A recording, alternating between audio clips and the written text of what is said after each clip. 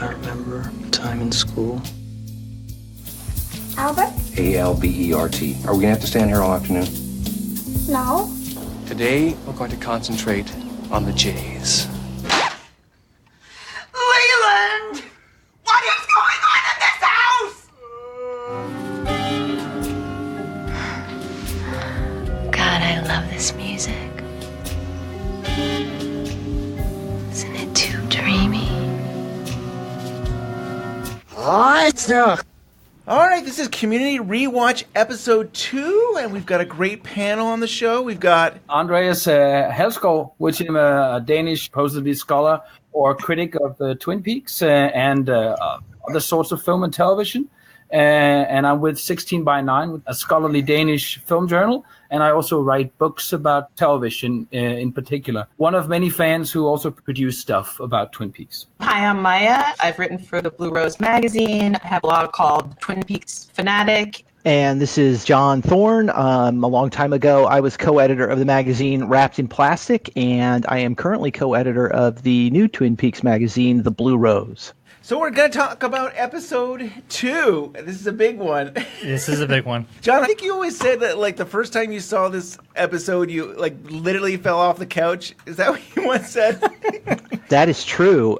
This is probably the episode that sealed the deal for me, that this was the greatest television show of all time. And yes, it's true. The final act, Act 4, was playing. I just was on the edge of the couch, and I was just dumbfounded by what I was seeing, because nothing like that had ever been shown on any television, let alone network television in the United States. And yeah, I fell off the couch. I slipped off the couch onto the floor, just sort of, wow, I can't believe I just saw that on TV. I think it's one of the most important episodes of the entire Twin Peaks narrative.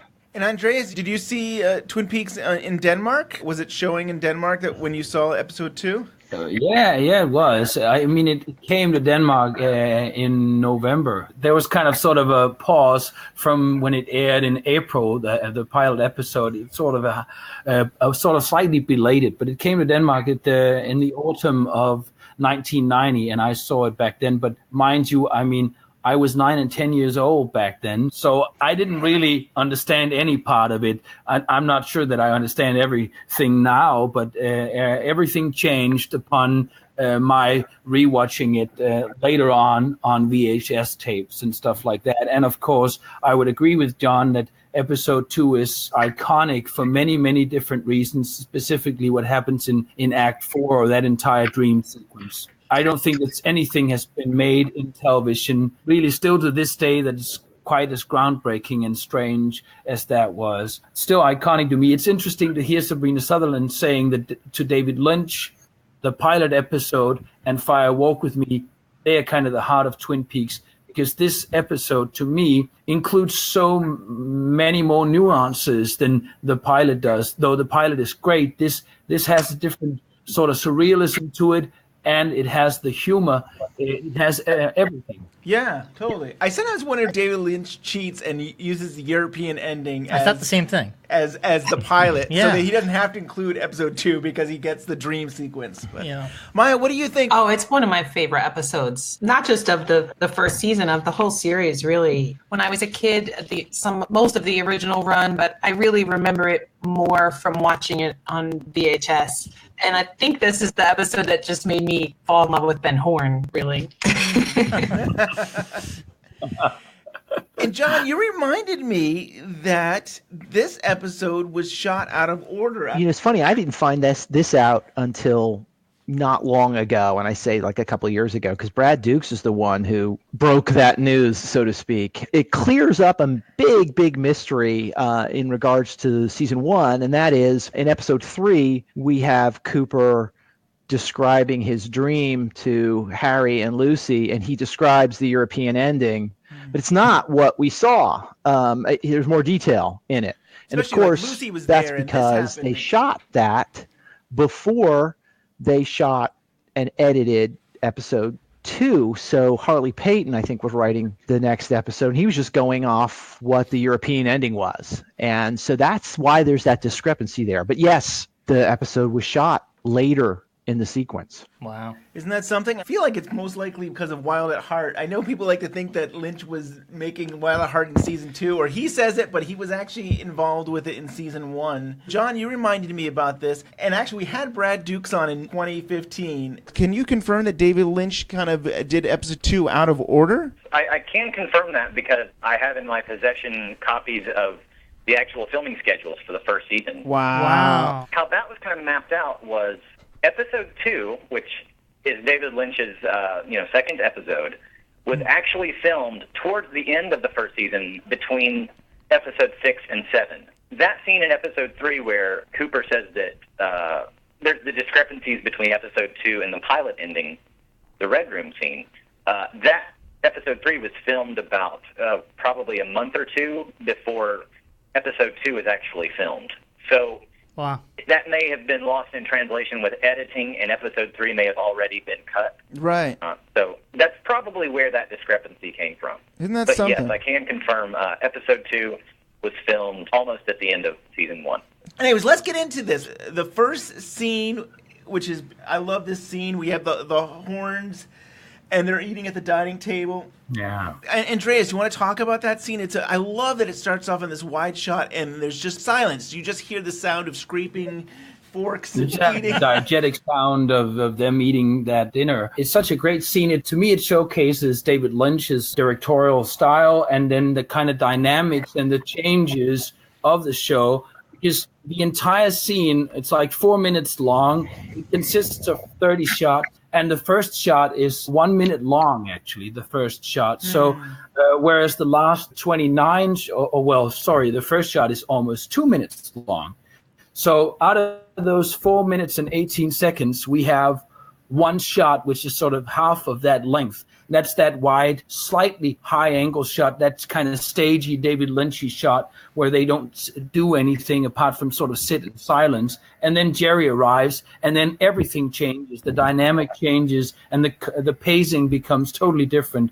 And we have that brush, jazzy, drum-like sound, and it becomes more upbeat. So I just like that to me illustrates how Twin Peaks can change from one thing to another. It can start out kind of stagey, kind of cinematic, and then it can become very dynamic and funny, and then it can turn to something else too. I'm going to give us the first unseen Twin Peaks. It really is an altered version of the dining table scene. Always a pleasure. Power down, Jer. We've got a meeting.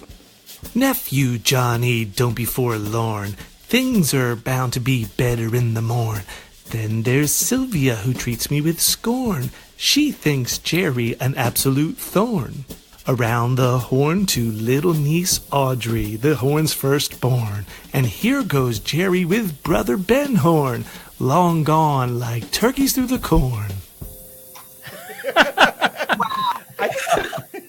I love the singing. Anybody have any comments about that? I had actually never read the script before. Thought it was great, actually. It was so different from the way it was filmed. It kind of made me, well, when Andreas was saying about the length of the scene, I kind of got the that clip from the bonus footage from season 3 where David Lynch is like, who cares how fucking long the scene is? Yeah. Like, I couldn't imagine the scene without Ben shoving the sandwich in his mouth. Yeah. And this is so different.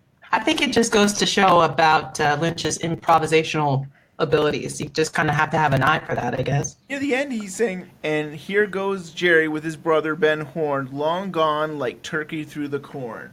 Turkey Through the Corn is from Fire Walk with Me. Yeah, and probably, a Lynch edition. That Lynch, well, you know what? I don't know, because that line was cut. So, but yeah, the line is used in Fire Walk with Me. It comes from like a folk song. It has some history and reality so he's quoting the lines of a song that might be sung. So it may be just simply coincidental that it appears here, and then of course it appeared in Fire Walk with Me. But it is an interesting echo from one to the other. Counter Esperanto posted, Lightning Hopkins did a song called Long Gone Like a Turkey Through the Corn. Long gone like a turkey through the corn. Long gone with my long pajamas on. Yeah, I did a little research on it. years ago, but trying to find out the source of it. And there were multiple, I think what I saw was it was possibly from multiple sources, that it could have been a folk song or a song that was sung by, farmers or something like that. So I don't really know. Everything smells like fish around here. And why don't you wash your socks separately? Why don't you drive your truck into a tree? I got an idea. Tomorrow's Sunday. Let's stay up late tonight and bicker. What was that FBI man doing up here today?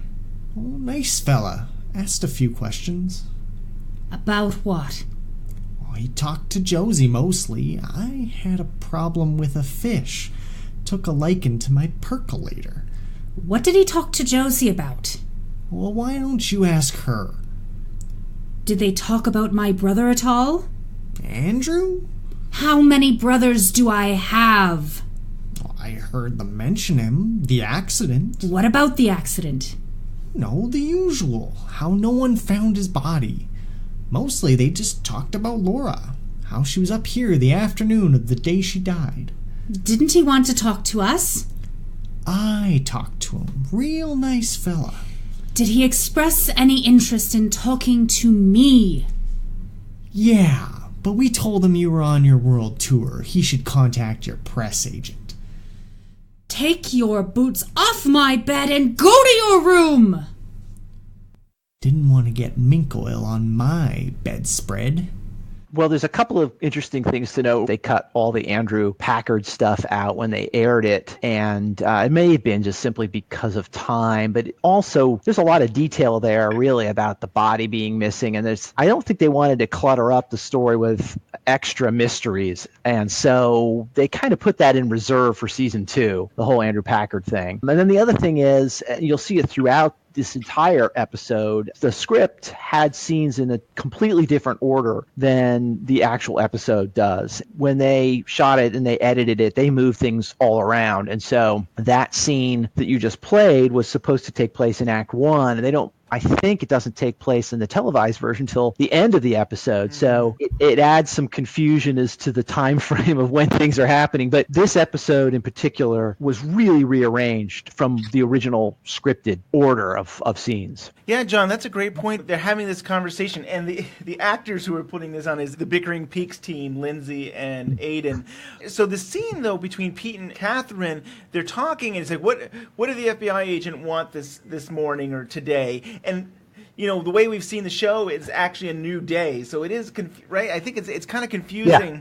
It's actually a mistake. They say, what did the FBI agent want here today? And if you look at the time frame, Cooper had been there the day before. Right. But the scene was supposed to take place in Act 1, which was the night of the day before, the previous night. And so it adds some continuity error, minor stuff. But Twin Peaks was, very deliberate about being exact and clean about, every episode took place in a day, and you can kind of track it. And this one throws a little bit of a wrench into the continuity works. Yeah, but I think it works better at the end. And depending on how you count these different scenes, I think it ends up being, in the televised version, number 16 out of 18 or something like it. But they count it differently from what I do. But it's definitely at the last act, as John said. I'm happy with them reserving Andrew Packard or that part of the story for later. While it might have had pragmatic reasons, it works better. It's kind of a soapy fake departure like story either way, so it's great that that's sort of reserved for a later episode. I think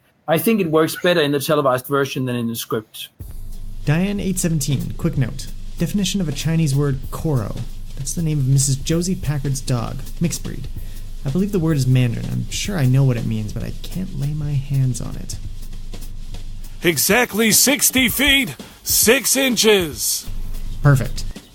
What do you think he's up to? Beats me. 60 feet, 6 inches.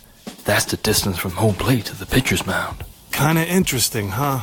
You'll recall that on the day of her death, Laura Palmer wrote in her diary the following entry. Nervous about meeting Jay tonight. Remember also that under the nail on the ring finger of Laura's left hand, we discovered the letter R. In addition, under the nail on the ring finger of the left hand of Teresa Banks, the girl who was murdered last year, we discovered the letter T.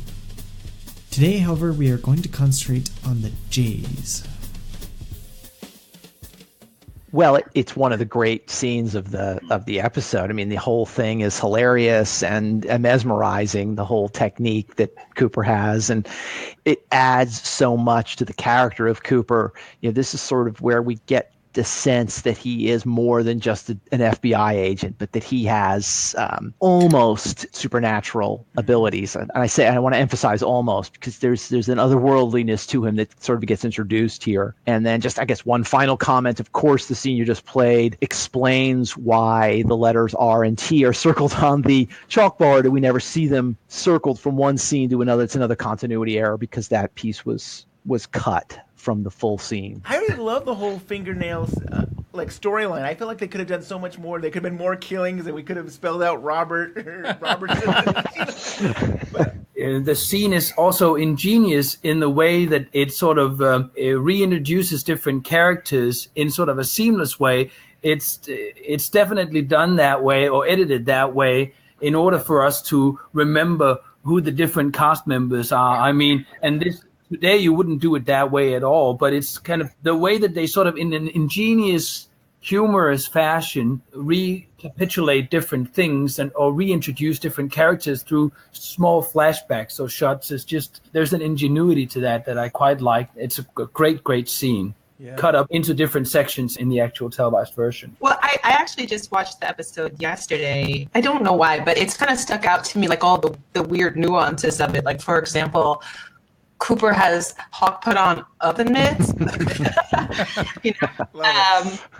But I kept thinking, like, Cooper seemed so excited by the experience of doing this for them. I know I don't think that in any way they had any clue back then, but it kind of seems when you rewatch it now, like, I don't know, maybe there was something kind of like what John said, supernatural or otherworldly going on with him for sure. Shelly, it's Norma. Oh, hi, Norma. I was just about to call you. Are you all right? I'm fine.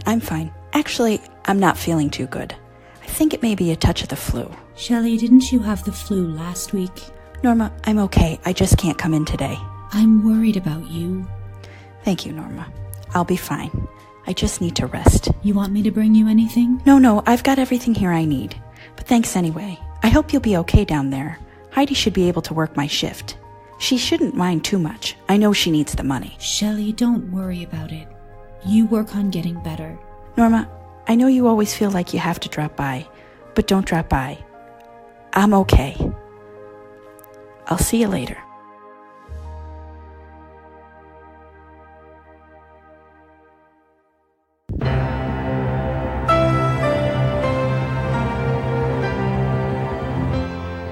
Each day brings a new beginning, and every hour holds the promise of an invitation to love. Emerald, please listen to reason. Reason? Reason? There's no reason. Jared's your father. And Melanie's my sister. And she's my wife. Your father loves you. Poor Jared. He's been out of the hospital less than a week. Ha! He wasn't even sick. Yes, but those pains were real. You shouldn't have spoken that way to Melanie. She was with him at the hospital night and day. She was exhausted when you spoke. She didn't mean to hurt you. We'll see who's hurt. Chet, you're a fool. And Melanie's a fool. And Jared's the biggest fool of all. So what does that make me? Montana! I knew you'd be back. Invitation to love will return. That's Invitation to love. Am I the only one that enjoys Invitation? Yeah, to Love? I love it too. That's good. It's so funny. You know who didn't like Invitation to Love? That was David Lynch. he was not, from what we've heard anyway, through other folks who were involved with the show, that Lynch was not really interested, let's put it that way, in the Invitation to Love sequences as much. And I think there's not much in this episode. There's just a very little bit. And all of that material that you just played was never shown. Yeah. And I think what they wanted to do in this part of the show, have, cutting back and forth between various characters or cutting to various characters in the town, all watching the same episode of Invitation to Love at the same time. And so it sort of served to weave everyone together within the town. And then they didn't really do that. And they did it in other episodes, but in this episode, they cut all of that. We do have Shelly reacting to one part of Invitation to Love in this episode, don't we? Every day brings a new invitation to love, and she says, yeah, or something like that. Yeah, right. And that scene between her and Bobby, he says something that he'll kill us both. That reminded me totally of Mulholland Drive, actually, and that scene where they rehearse a scene, and we have this line, he'll kill us both. It's almost the same line spoken between Bobby and Shelly, and that also references that metafictional show, that Invitation to Love, almost in the same way that Mulholland Drive plays around with sort of melodramatic elements. But I'm happy that I didn't know that they were going for Invitation to Love as a much bigger element. If that was what they were going for, I'm happy that they chose not to. It's sort of more subtle this way. It's funny when it's there, but I'm happy that it's not there all the time. This is very much Mark Frost, and he directed all of the Invitation to Love scenes. Hi. I'll be right there, Dad. We're going over to get a softy freeze. Dad, when have I ever missed a softy freeze? Maybe Audrey would like to join us. Do you all go for a softy freeze every Sunday? Every Sunday. After church since Donna was a little girl. We enjoy it so much. Hope you can join us. Nice to see you in church, Audrey. I wanted to come down because of Laura. What do you mean? I didn't think you even liked her. There were things about her I didn't like. But she helped take care of my brother. And I guess I sort of loved her for that. That's why I'm here. That's really nice of you. I knew how close you two were. I wanted to tell you how sorry I am. Thanks. You take care. Why don't you come with us for a softy freeze? I don't know. Really? Sure, come on, they're really good. Okay. And if we're really lucky, maybe my dad will tell a story about the night the porcupine got into the hospital.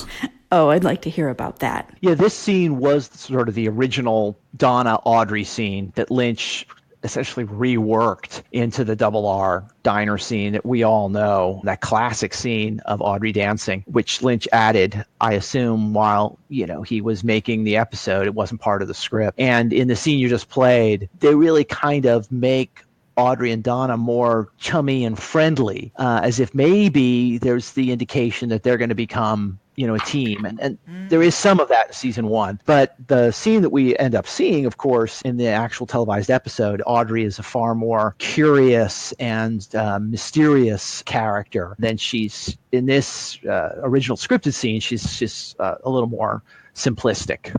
I think it goes to it's another illustration of what Mya said, that David Lynch is almost best when he improvises. That's the best part of the scene, is actually when she starts dancing, and she's mentioned many times over that this was written for her, just as John said, but she's also told a lot of times, Sherilyn Fenn, that what Lynch would do is he would stand off screen pulling her shirt in order for it to sit tighter, right? So Really? Is that right? There's an element of eroticism and sort of a sensual element to the entire scene, also with the coffee and stuff, that's not there in the original script. Absolutely love that scene. Yeah, definitely. I mean, they talked about in the actual episode that they're having dinner at the Haywards with Donna and James. They mentioned the church, and then when they're in the diner where Audrey dances, Donna does say to her, "I saw you in church." I think it's way better the way they actually filmed it at reading this now. And one other thing, there's the great line from Audrey, which was not part of the script, where she says, "Isn't this music dreamy?" It's such a nice foreshadowing of the dream that will come at the end of this episode, and the line, "There's always music in the air." It's really interesting the way Lynch is integrating some of these elements, maybe instinctually, without even really thinking it all the way through. He just knows how it has to be. Fresh pot. I could use it. Hard day. They don't get any easier. How about you? Had a girl sick today. Double shift. Been on my feet since breakfast. So much for a day off. Got an appointment with Hank's parole officer in the morning. What's that all about? Don't know. Guess I'll find out. When's Hank's hearing? Tuesday. Norma says that I had a girl sick, and it's like, there aren't that many girls that work at the Delar at one time, and I'm sure Big Ed is a regular, that he would know who Shelly is. So he could say Shelly's sick today, but I had a girl sick. Reading this as we're going through, it's so weird to me, because it's so different in the episode. And I love when Ed comes in the diner and raves his hand. And doesn't he do that in season 3 as well? Yeah. Tomorrow we interrogate the trucker Leo Johnson and Dr. Lawrence Jacoby. Right. We'll see what Albert and his team have after examining Laura and the abandoned train car. Right. Funeral's tomorrow. Right. No change on the girl at the hospital. Ronette? Still in a coma. Is it always this temperate at night? This time of year. This is so pleasant, and the humidity's so low. In Philadelphia, sometimes you get a heaviness in the air like wet flannel pajamas. Why do you think they call it the Great Northwest? Harry, you're preaching to the convinced. Some of these scenes, I can see why you cut them, but like they're all like, oh, and tomorrow we're going to have the funeral, and this is going to happen, and we forgot about that girl who's still in a coma, but she's still in a coma, so it's like... Yeah, that was exposition and reminder dialogue for the audience, here's what's going on. We're not addressing it this episode, but don't forget. It's all there. Scene 8, we've got the Great Northern Hotel bar, and Cooper is going to run into the Horne brothers. Mr. Horne? Benjamin Horne? FBI. This is my brother, Jerry. Happy to make your acquaintance. I must say, this is one handsome and comfortable hotel you have here, gentlemen. Thank you. We aim to please. Do you get a lot of the vacation dollar up this way? Yes, we do. But of course, never as much as one would like. Nothing a large resort wouldn't fix. A large resort. Is that Jerry with a J? Yes, it is. I believe I've met your daughter, Mr. Horne. What a charming and attractive girl. Audrey? You must be very proud. Well, I'll say goodnight. Nice to have met you both. Sleep well. I will. The bed is almost exactly the right degree of firmness. Yeah, Cooper is curious a little bit about Jerry Horne because the J, but Jerry Horne was never really a real valid suspect because he was out of town, so he has good alibis. I think they just kind of moved past that little subplot of, because later on in the script, Cooper asks Diane to investigate Jerry. They may be going to pursue that a little bit, but they decided not to. They have enough suspects, I guess. Yeah, exactly. Yeah. In episode 1, there was kind of hints at in the script of Ben Horne seeing Audrey and Cooper together, like he passed them, and then in this script, Cooper wants to say, "Oh, you've got a very attractive daughter." It's very off-putting. That's so off-putting. If Cooper said that about a teenage girl, I'd been like, that's a little off. That's a little off. I know. I'm glad they took that out. That doesn't sound like him when he says that. In the pilot, he's like, "Who's the babe?" Maybe he was always into the girls. Well, Cooper is quite different in the pilot, actually. Yeah. He does change quite a bit during the first couple of episodes.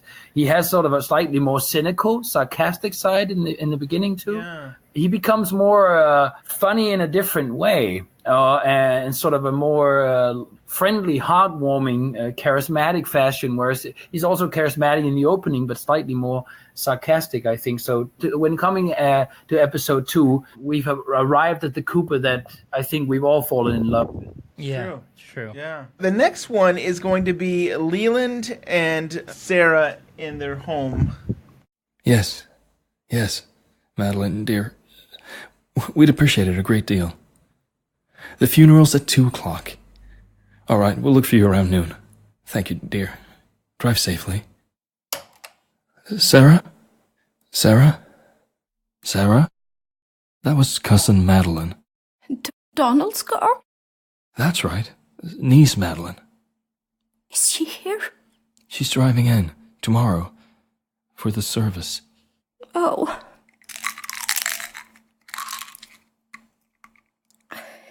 I'm going to go downstairs for a while. All right.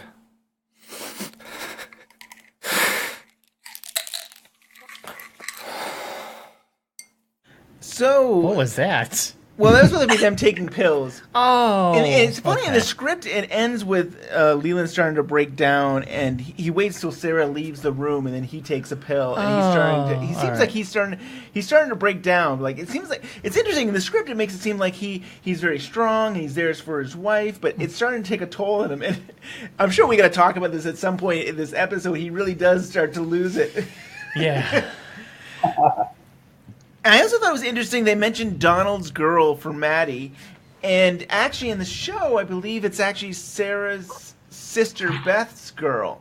So it's interesting. I'm guessing Donald would have been on Leland's brother or something like that, or I don't know. But it's an interesting scene. The sense is that Sarah Palmer isn't really too familiar with Maddie. She's like, she has to sort of confirm it's Donald's girl. Madeline's father's name is Donald, and so I guess we have both the parents' name now. There's one funny thing about this scene, the way it was scripted. In the script, it takes place after Cooper has gone to bed at the Great Northern.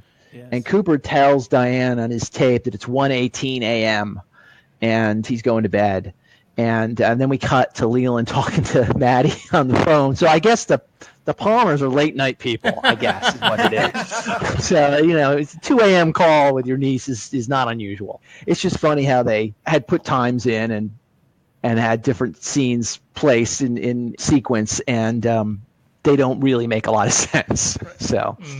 And John, so that's why I purposely changed the order at the end here, because it didn't make any sense to me. It's like, boy, it seems like the Palmers should be going to bed, and then we cut to Cooper in his bed, or in his bedroom getting ready for bed. Yeah.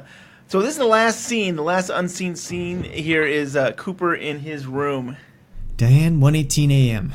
Long day, turning in. Albert and his team should have something for us by morning. Run a check for me on a Jerry Horne, Twin Peaks businessman. Jerry with a J. Horne. Nothing specific. Call it an instinct. Check that. Intuition. An instinct is when you get hungry. Let's also get background on a local psychiatrist, Dr. Lawrence Jacoby, and wants and warrants on a truck driver, Leo Johnson, also local. The air here is as fresh and crisp as a cracker. You don't sleep, you slumber. Good night, Diane. It feels like they used some of the dialogue for the Twin Peaks cassette tape that came out over the between the first season and the second season. That's interesting. I don't know. It could be they pulled some of this dialogue since they cut it and then put it on that tape. I'd have to check that. Yeah, it's that you don't sleep, you slumber. Are there any clues that Leland was the killer? So Brian had not seen, when we first did this, we watched this together, Brian hadn't seen the show. So I couldn't talk about this, but is there any scenes? The only scene that we have of Leland, I think, is him in the Pennsylvania 65,000 scene.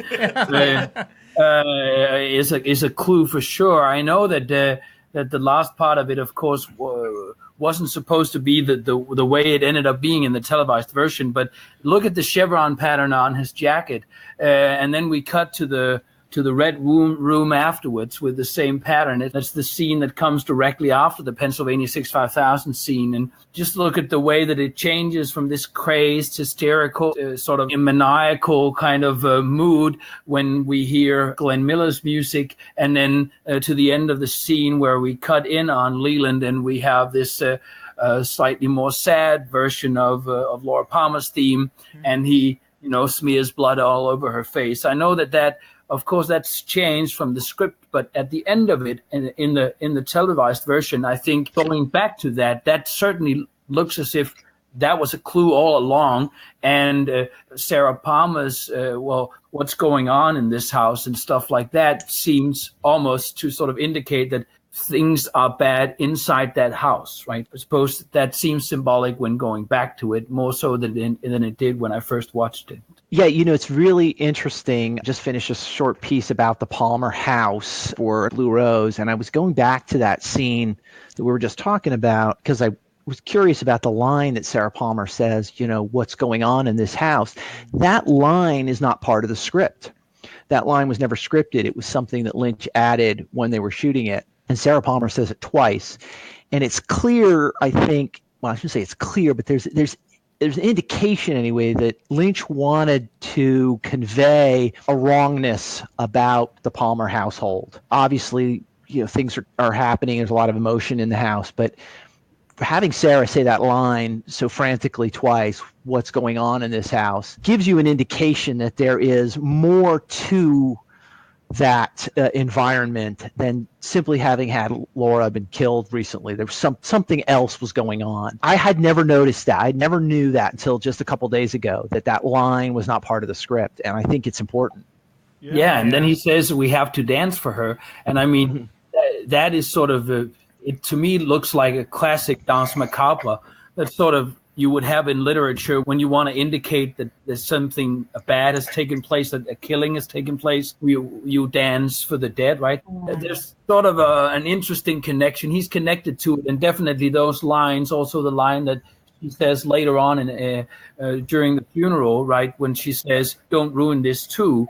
Yeah. There is a sense of wrongness connected to Leland and that household. I think I would agree with John there. The blood on the actual picture frame there, I can't remember if that was an accident, if somebody, one of the actors actually accidentally cut themselves. Do we know? Yeah, Ray Weiss did. I think it was Grace Zabriskie. Okay. I think Grace Zabriskie, or at least that's the story I heard, that she breaks. If you watch the scene, you can see Leland look down when the glass breaks, like he sees something and he keeps going. And I'm pretty sure, I'll have to go back and check. I don't want to say for sure, but I think Grace Zabriskie's the one who started to bleed, and they just kept going. And then after, when Lynch called cut, he came over and sat with her and held, a gauze on her hand. I'm sure she was okay. Do you remember it differently, Andreas? I'm going to go look up. Well, I didn't remember it differently. I heard it differently because Badalamenti told me that it was Ray Weiss who had that experience. He could just remember that wrong. I just pulled out the interview with Grace Zabriskie. I've got it right here where she says, something happened during that scene where Leland and I dance and we fight over the picture. It's one of the things I will never forget about David Lynch. We were fighting over the picture and the glass actually broke. I cut myself. David didn't realize it. No one said cut, and so I kept going. At the end of the take, David saw that I was wounded, and he came and got me, sat me down on the couch, sent for ice, and I swear to God, he sat there for 20 minutes holding my hand above my head. Wow. So that was from an interview we did with Grace Zabriskie. I pulled that out of the Essential Wrapped in Plastic. Such a handy book. That's awesome. Yeah, that's a great book. And rewatching that, it makes me think about season 3, and you have Sarah taking the picture and stabbing it, and there's glass going everywhere, and it's interesting. I don't know if I thought about it until rewatching. Wow, it. yeah. Like, oh yeah, she's smashing again. Excellent. I never connected that. That's perfect. Yeah. It's the same picture, right? It is. I think it is. I have to rewatch. Do we want to talk about the Red Room? I mean, that is... No. Nobody wants to talk about that, man. Maya, do you want to talk about the Red Room? Sure. I was fascinated with that scene, actually. I thought it was...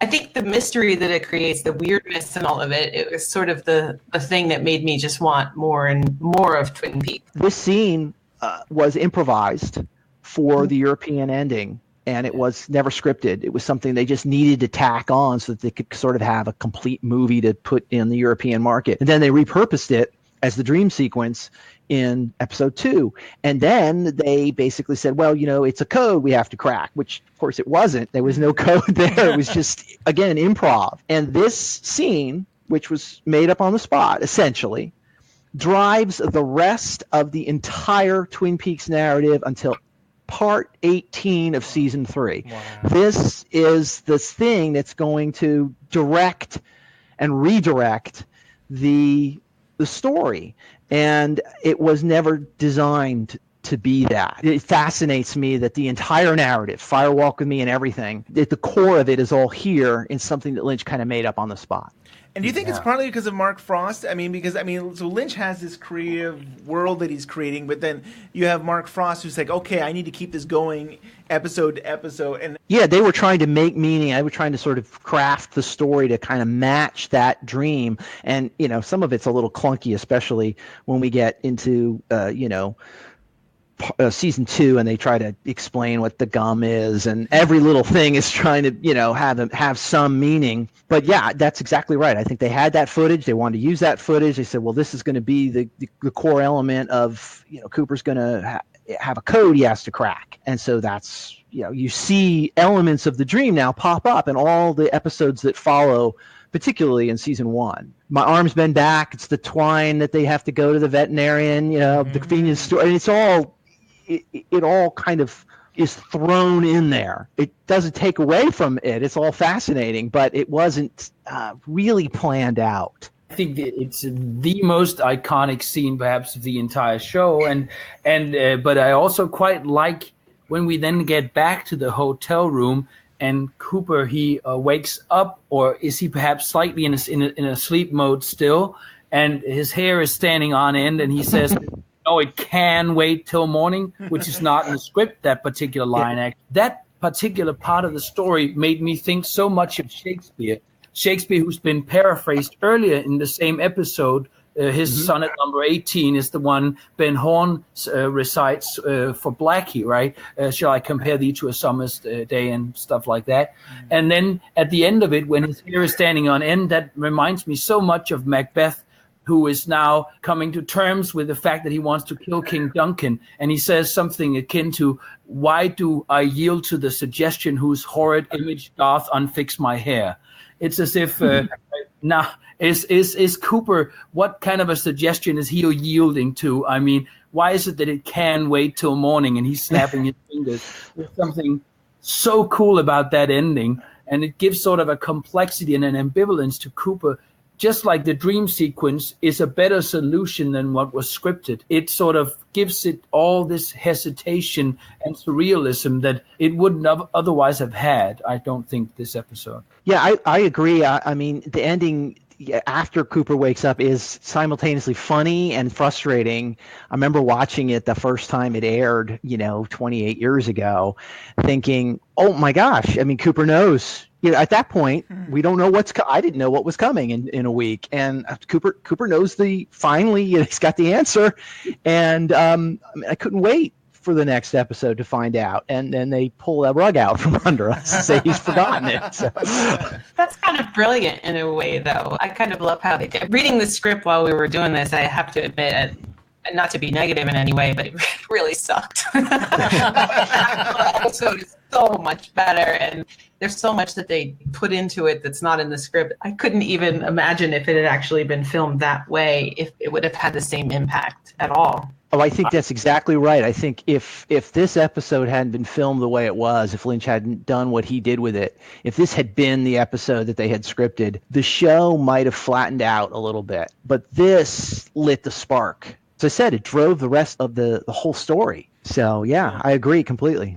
And on the other side, it seems like it probably scared people off. Like, either you fell in love with Twin Peaks, or you totally it's like, what the hell is this show? And they probably ran away from it. But it's like, if after this point, you basically decide, are you going to be with Twin Peaks or are you not going to be with Twin Peaks? But it's interesting that if you read like any television historical book, still any kind of frame grab from that particular scene will be in that book, because it's become like the iconic example of when television changed. That was that iconic scene where not only did it become more surreal, but it also became all about aesthetics. And when I agree with Mya quite a lot, actually, I didn't like the way it was written in the script with the basement and Killer Bob explaining stuff. I couldn't imagine what that would look like at all. This is so much also about a look and a tone and a feel and an atmosphere and a mood that it doesn't look or seem that way to me when reading the script at all, actually.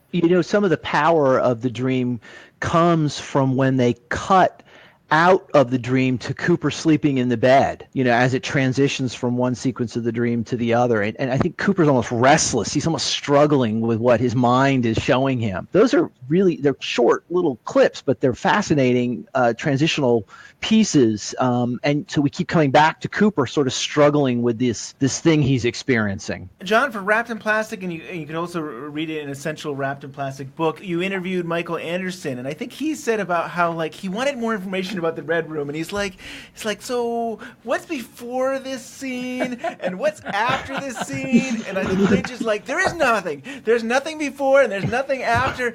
And then he says, yeah, you know what? He was right. There was nothing more. That it was its own thing. It's 25 years later, but there was nowhere else to go. You don't have to know anything in the before. You don't have to know anything in the future. I don't know. I think that was pretty cool.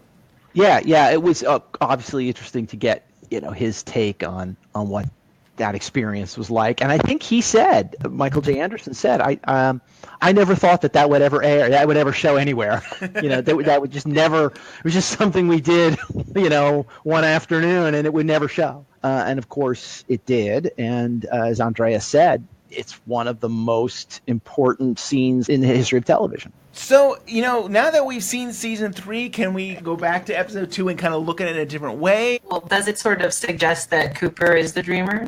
Yeah. kind of always was. Yeah. I think so. I think so too. I am still working on that. I'm still thinking about. It's fascinating. I mean, like I said, that dream sequence is sort of the inspiration for the rest of what follows. I think that Lynch and Frost may have gone back to these early episodes, and in some way, we're trying to perhaps redefine Cooper for season 3.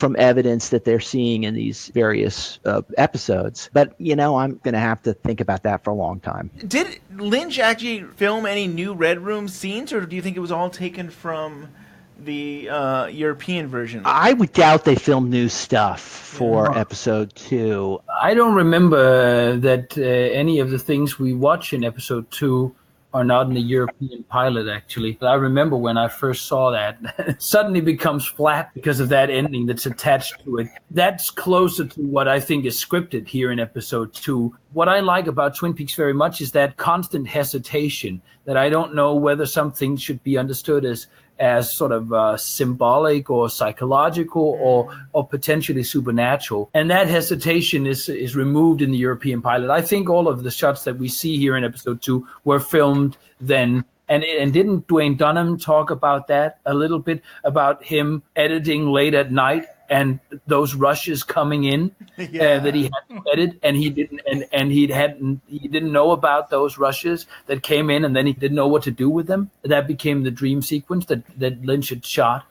Because of the European pilot. I think all of it was shot back then. When I watched it again, and this is one of the episodes that I've watched the most, I think, from the original series, there are so many things that resonate with the rest of his work, from small details to sort of whole lines and even entire exchanges. There's the switchblade sound with Bobby and Mike and Leo. That totally reminded me of Wild at Heart, which was made at that same time, right? Or came out at that same time. There are so many elements, like the flashlight, low-key element, also in that same scene. Oh, yeah. I think reminiscent of the ending of Fire Walk with Me. In the script, we are supposed to, in that Pennsylvania 65,000 scene, we're supposed to, at the end of it, move in on the fire, it says. And that totally reminded me of other stuff that he's done, other parts of Twin Peaks, but also the classic scene from Straight Story, where he talks with that child.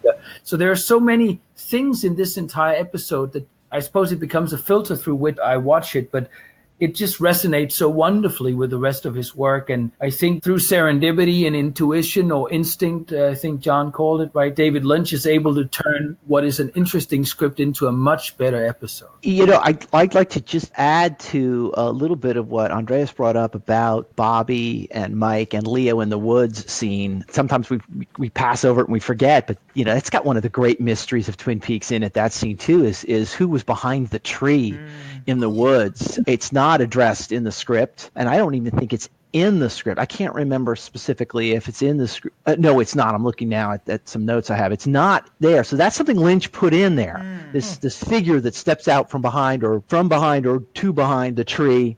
Some of the mystery may be gone. We may know who the actor was, but I don't know if anywhere in the narrative was ever defined who that was supposed to be back there. It's very strange because Bobby reacts to this character or figure, but Leo's reaction to Bobby's reaction, we don't know whether that's just sort of him wanting Bobby to shut up or thinking don't worry about it, divert his attention. Leo doesn't even look that way, so either Leo knows who that person is and doesn't want Bobby to talk about it, or he doesn't even think there is a person and he thinks Bobby's just trying to divert his attention. Yeah. And I've always wondered who that character was, and I don't think it's ever explained, is it? No, I don't think so.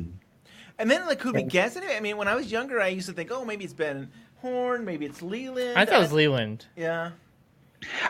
I thought I heard somewhere along the line, and then this is all rumor, and I can't remember who told me, that it was Ray Wise. I'm not saying it was Leland Palmer, but it was Ray Wise who was behind the tree. Really? And again, to everyone who's listening to this, I can't remember who told me that. I don't know if it's true, so don't start thinking, we solved the problem, because I don't. Even if it was Ray Wise, it didn't mean it was The figure was not supposed to be identified. It was supposed to be someone that we couldn't tell who it was. Yeah. So that may be something that Lynch thought, I'll come back to that, somewhere down the line, or isn't it interesting that we have this extra threat in the wood? Because that's an element of Twin Peaks, right? I mean, who were the hands digging up the necklace? That's in the pilot. There are people in the woods, and we don't know how they got there or why they're there or what they're doing. Maybe it's a woodsman.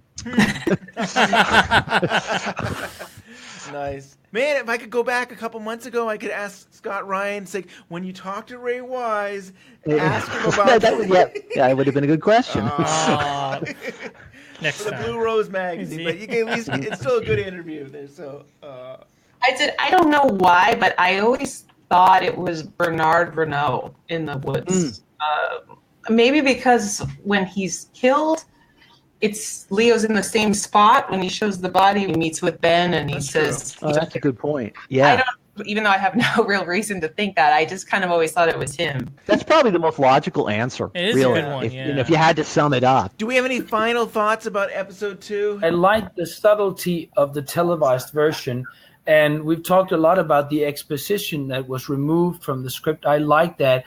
We see that subtlety also in very small elements. The Donna and James scene, which I quite like, where they're seated in that couch. In the script, they mention Laura, but they talk more about themselves in the televised version.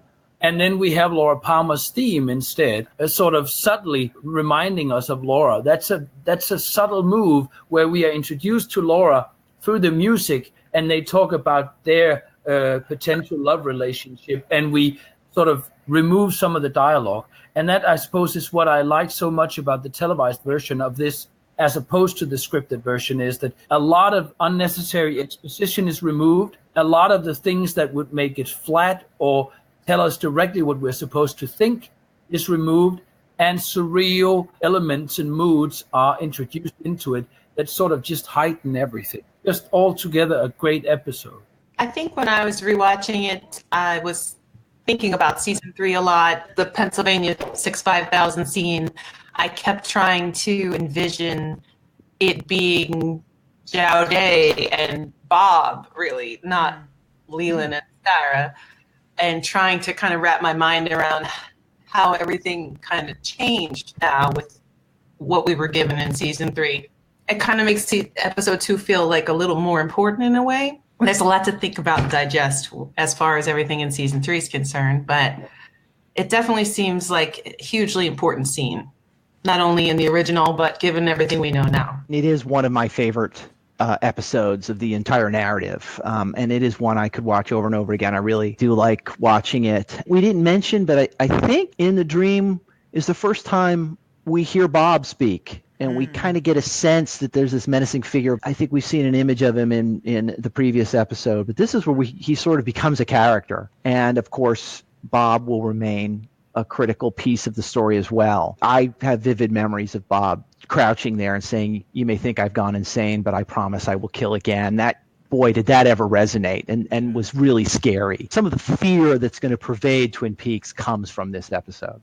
Andreas, do you want to share with us what you're working on, what you're up to, and let people know how they can follow you? People can find me on Facebook or Twitter. Not that I tweet that much, actually, but hoping to finish a book these days on David Lynch. It's called The Art of Paradox. It's sort of an analysis of his different audiovisual works, from his commercials and to his short films and his concert movies and his feature-length films, looking at sort of the ambiguities and paradoxes in his work. And it's also based on interviews with people from his different productions. And then I'm working on a book I've been working on for quite some time with a Danish sound designer about sound design. There's also a little bit of David Lynch in that one. So yeah, I suppose that's what I'm doing these days. Well, I just finished doing a bunch of character essays for issue 7 of the Rose magazine. And I do plan on updating my blog a bit more this summer, but I have kind of dropped the ball a little bit this year.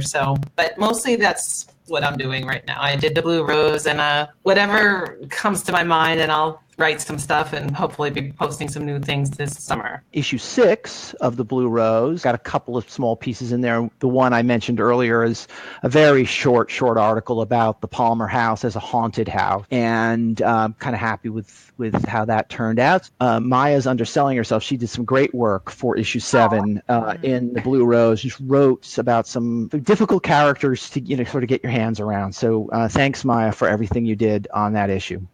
Thank you, John. Well, thank you, everyone, for doing this show. This was a good one. Yeah, I've got like the A-team here. Like, these guys are great. You guys know your stuff. Da, da, da, da, da, da. Wow. No, really, you guys are wonderful, and it was good to talk about episode 2, and I just enjoyed it. I hope you guys will come back again for another episode sometime. Absolutely. Anytime. Sounds good. Thanks, guys. Great talking with everyone. For God's sake, listen to reason. Reason, Chet? Since when have I ever needed a reason to do anything? But Jared's your father. And Jade's my sister. And Jade's my wife. I'm sorry. But Emerald, you know your father loves you. He loves you both. Well, with all his financial difficulties, and he's been out of the hospital less than a week. Does that mean I'm supposed to suffer too? For God's sake, his pains are real. And you shouldn't have talked to Jade that way when she was with him in the hospital. Jade. Everyone's worried about Jade. It's because people care about her. Because she's a kind and loving person. Not like... Not like me? There was a time when you wanted my love, Chet. You wanted like nothing else in this world. Our marriage is in the past. Experience is a great and bitter teacher. So is money. Chet, you're a fool. And Jade's a fool. But my father's the biggest fool of all. So what does that make me?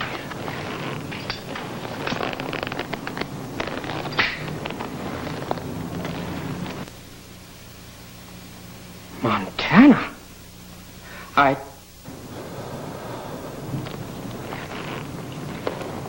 Hello, beautiful. I knew you'd come back.